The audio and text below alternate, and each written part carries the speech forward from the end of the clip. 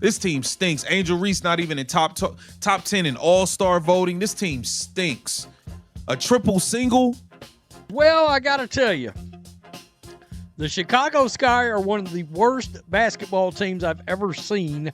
It takes a special kind of chaos to make diehard WNBA fans turn away in disbelief. And right now, the Chicago Sky have cornered the market on chaos. With a gut-wrenching 3-10 record, dead last in both points, scored and points allowed there. Season reads like a cautionary tale, written in real time. The latest humiliation, a nationally televised 31-8 first quarter. Annihilation by the Phoenix Mercury that spiraled into a 25-point deficit before halftime. Turnovers poured in 18.9 per game, worst in the league as, if the Sky were allergic to ball security. By the third quarter, head coach Tyler Marsh yanked every starter, not to regroup, but to stop the bleeding. Oh my God, this team is garbage. Golly. Man, Angel Reese with a triple single, 9 points, 2 assists, 2 rebounds. Viewers didn't just watch a loss. They watched a full-scale surrender. That single decision became the snapshot of an unraveling franchise. A coach waving the white flag, veterans staring at the floor, and a rookie star in Angel Reese stuck on a triple single stat line. Minus 25 and 21 hopeless minutes.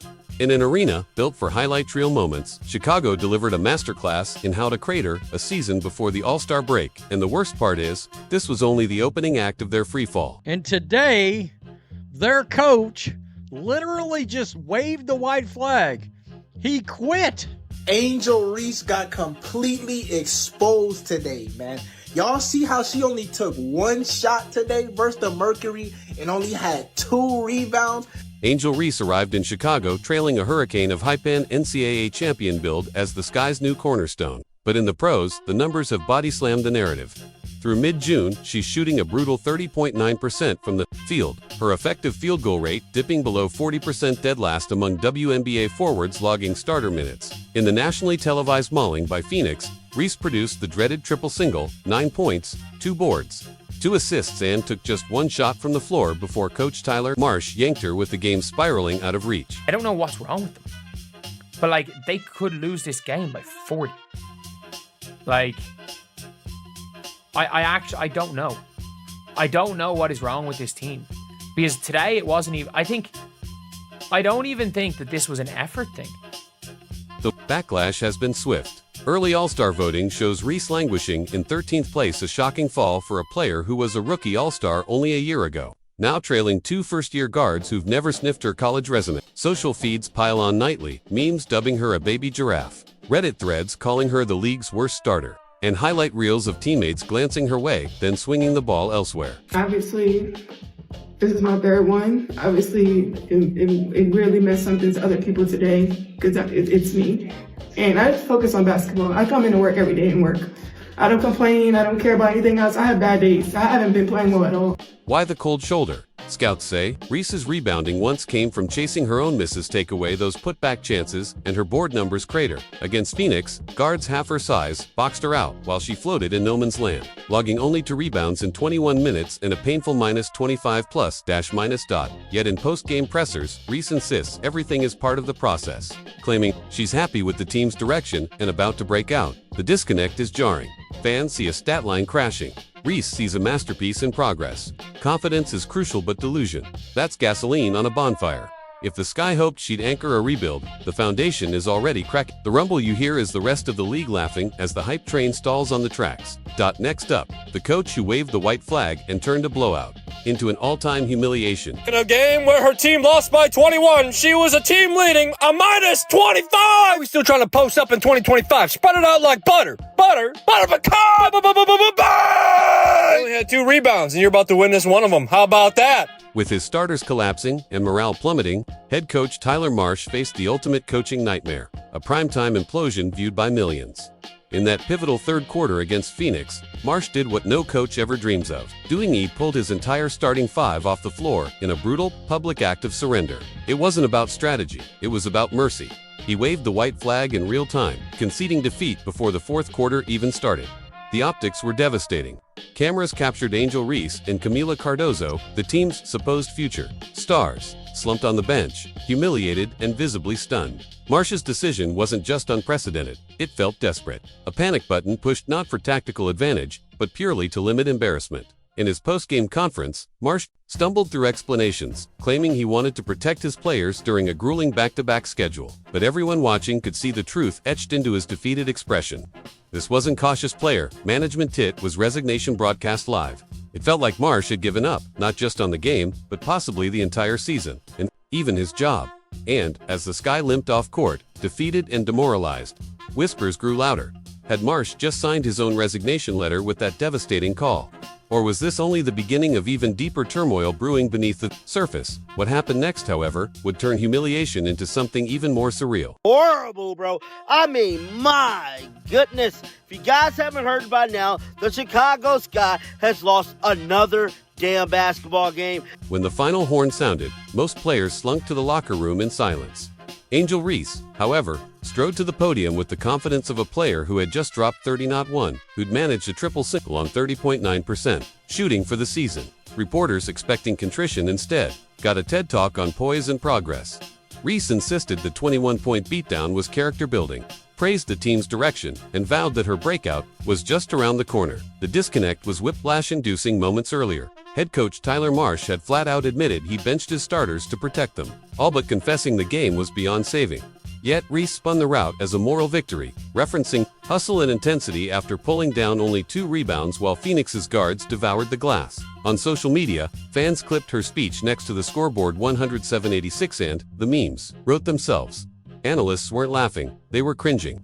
One veteran scout compared her remarks to rearranging deck chairs on the Titanic. Another noted that praising growth while sitting on the league's worst defensive rating 113.6 is like bragging about a diet during an all-you-can-eat buffet. The message was clear. Reese's confidence had crossed the thin line into delusion, and every defiant soundbite only poured gasoline on the Sky's public relations dumpster fire. But even Reese's reality distortion field couldn't hide the deeper, roster-wide chaos that was about to surface. If Angel Reese's struggles are the loudest alarm, the Sky's front office missteps are the silent fire gutting the house. Their blueprint for 2025 looked promising on paper. Tyler Marsh, fresh off back-to-back titles in Las Vegas, a top-tier rookie duo in Reese and 6'7" center Camila Cardoso, and the homecoming of franchise legend Courtney Van. But the plan collapsed almost instantly. Vandersloot's season-ending ACL tear on June 7th stripped Chicago of its lone all-star level playmaker, leaving the offense rudderless and the locker room shell-shocked. The Sky now cough up a league 18.9 turnovers per game, gifting opponents 5 to 6 extra possessions every night. Defensively, they're leaking points at historic pace, allowing 88.4 per game and ranking dead last in net rating. The roster feels randomly stitched together, a rookie-heavy core asked to carry veterans past their prime. Plus, mid-tier role players miscast as primary scorers. Insiders describe the rotation as a chemistry experiment missing half the beakers. Marsh keeps insisting the group just needs time, but time is exactly what the schedule doesn't offer. Another back-to-back looms, and national TV can't keep hiding the dumpster fire forever. Without Vandersloot's stabilizing presence, every possession feels like roulette-sec. The house always wins, and the Sky always bust. Next. The one bright spot who's drowning in the chaos and why even her breakout can't save this sinking ship. Just when Chicago finally unearthed the glimmer of hope, it got swallowed by the chaos around it. Camila Cardoso, the 6'7" rookie center drafted to anchor the paint, quietly torched Phoenix for 17 points on 7-4-9 shooting and even splashed a rare baseline jumper. Her efficiency ballooned Chicago's points independent tally to 36-30. The only stat column the Sky actually won, yet that mini masterpiece vanished beneath the wreckage. Mid-third quarter, Cardoso was yanked alongside Angel Reese, forced to watch the blowout from the bench like a guilty bystander. Cameras caught her shaking her head, flashing sidelong glances at the coaching staff every time another turnover gifted Phoenix a fast break 3. You could almost read the thought bubble. Why am I sitting when I'm 7 of -9 and the only thing working? It's becoming a pattern. Cardoso's season averages 11.6 points, 6.6 boards, 54% from the floor should headline Rookie of the Year chatter. But Chicago's dysfunction keeps muting her rise. Insiders say she's already fielding sympathetic texts from veterans on rival teams. Hang in, their better days are coming. Translation, other franchises are circling, sensing a trade steal if the Sky blow it up, and the irony. Cardoso's.com. Clinic-style efficiency only makes Chicago's mayhem look worse, proof that when the Sky do stumble onto something that works, they still find a way to bench it. Up next, the coaching meltdown that has insiders whispering about pink slips, fire sales, and whether the Sky's primetime nightmare has only just begun. If Chicago's players look bewildered, their coach appears shell-shocked. Tyler Marsh arrived with 2 shiny rings from Las Vegas, but in a single nationally televised night, his resume turned into a punchline. Benching every starter midway through the third quarter wasn't a tactical wrinkle, was a live on-air concession that his team had no answers. In the post-game presser, he insisted the move was to protect the roster on a back-to-back, yet even Marsh's eyes betrayed the truth. This was resignation, not preservation. Since that surrender, Chicago insiders have been whispering about a franchise-wide fire sale. Rival executives already smell blood, circling rookie gem Camila Cardoso, while beat writers float scenarios that would move Reese or veteran guards for draft picks by the July deadline. Meanwhile, the numbers keep torching Marsh's credibility. The Sky sit dead last in defensive rating, 106, and gift opponents, a league-high 21 turnovers per game, erasing any hope of incremental progress. League schedulers are feeling the heat, too. National TV slots handed to Chicago in hopes of riding Angel Reese's college stardom have devolved into weekly blowouts that tank viewership and flood social media with ridicule. Fans now joke that Sky games should come with a parental advisory sticker graphic basketball collapse inside. Behind closed doors, Marsh is said to be lobbying for roster reinforcements. Ownership reportedly wants evidence he can steady the ship before investing more resources. If the spiral continues, insiders predict one of 2 outcomes by August: a front office reset that ships out core pieces, or a coaching change that spares the roster but costs Marsh his seat. Either way, the Sky's freefall has become the league's most morbidly fascinating saga, and the clock is ticking louder than the United Center crowd's groans. And yet, even this coaching crisis is only part of a larger collapse, because the Sky's problems go far beyond one benching or one bad loss. The wreckage of Chicago's season now lies in full view: a 3-10 record, a defense that bleeds points, turnovers that feel like charity, and a rookie star whose swagger is starting to sound like satire. Camila Cardoso's flashes of brilliance can't offset Angel Reese's efficiency crisis, and Tyler Marsh's bench-clearing surrender has become the league's cautionary meme. What began as an exciting rebuild has veered into a live-streamed case study in how hype, bad roster math, and shaky leadership can collide. So where do the Sky go from here? Ownership can cling to optimism and double down on development, gambling that Reese finds her shot and Marsh rediscovers the coach who once lifted trophies in Las Vegas. Or they can slash and burn, moving veterans, shopping rookies for assets, and handing the clipboard to someone new before the stands empty for good. Either path is brutal. One bets on patience the fanbase no longer has. The other admits the blueprint was flawed from day one. And hovering above it all is a dangerous question that every struggling franchise must eventually confront. At what point does trust the process become tear it down? If Chicago's front office can't answer decisively, and soon, the Sky won't just finish at the bottom of the standings. They'll cement themselves as the punchline in one of the quickest implosions the WNBA has ever seen. Because, in pro basketball, hope is priceless, but denial will cost you everything. Every dynasty starts with belief, but every collapse begins with excuses, and right now Chicago is piling up excuses faster than losses. Angel Reese keeps promising breakthrough nights while bricks stack higher. Tyler Marsh vows long-term vision while waving the white flag on national TV. Ownership talks future potential while the standings flash dead last. At some point, words stop buying goodwill and results start demanding payment. The truth is brutal, yet simple.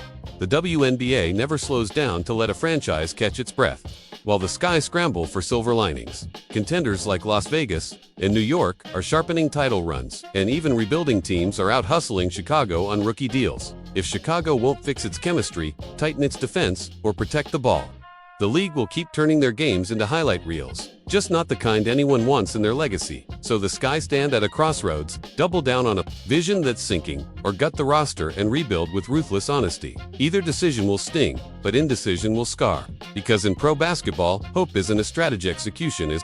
And unless Chicago executes a turnaround soon, they won't just be remembered for a bad season. They'll be the cautionary tale other teams cite when hype drowns out hard truths. Your move, Chicago.